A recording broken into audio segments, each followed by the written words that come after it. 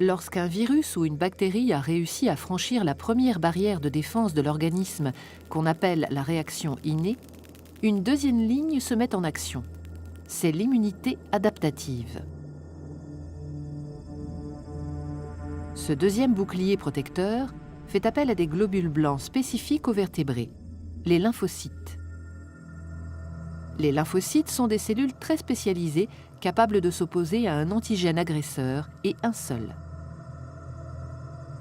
Il y a en principe dans notre corps autant de types de lymphocytes que de types d'antigènes.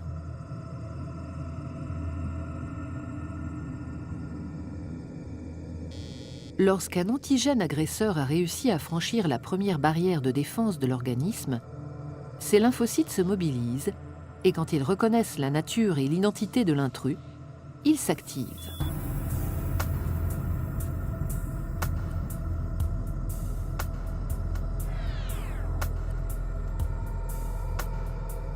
Dans le cas de la grippe, par exemple, le virus est dit endocellulaire, ce qui veut dire qu'il exerce son pouvoir infectieux en s'insérant au cœur même de la cellule. Il franchit sa membrane, pénètre à l'intérieur du cytoplasme où il se multiplie avant de se propager dans l'ensemble du corps. La cellule infectée présente alors à la surface de sa membrane des éléments identificateurs de l'antigène agresseur qui l'a contaminé. On les appelle peptides antigéniques.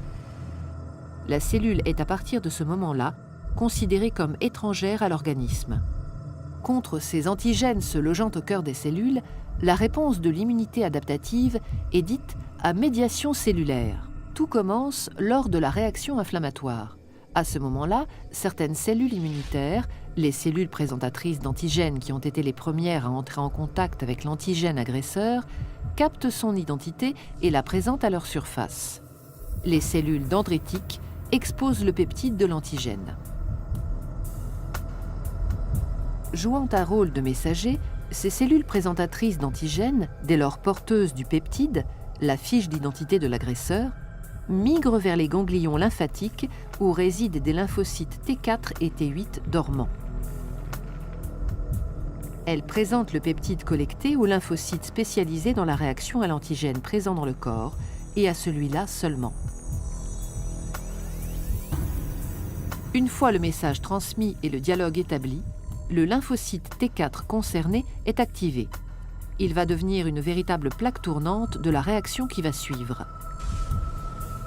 Il commence par se multiplier en un grand nombre de clones. C'est ce qu'on appelle la mitose.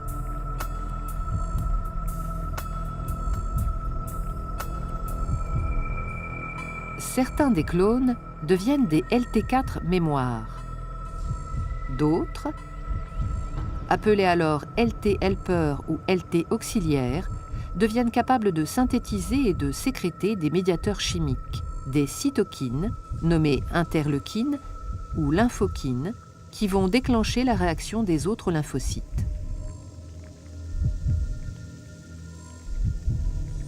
Les interleukines émises stimulent à distance d'autres lymphocytes, notamment les lymphocytes T8, déjà mis en alerte depuis leur contact avec la cellule présentatrice d'antigènes. En réponse aux messages chimiques qu'ils reçoivent, les lymphocytes T8, dits immunocompétents, se multiplient à leur tour. Une partie, les LT8 mémoires, sont conservées. Les autres deviennent des cellules tueuses qu'on appelle lymphocytes T cytotoxiques. Patrouillant dans l'organisme, ils sont maintenant capables de reconnaître puis de détruire les cellules infectées.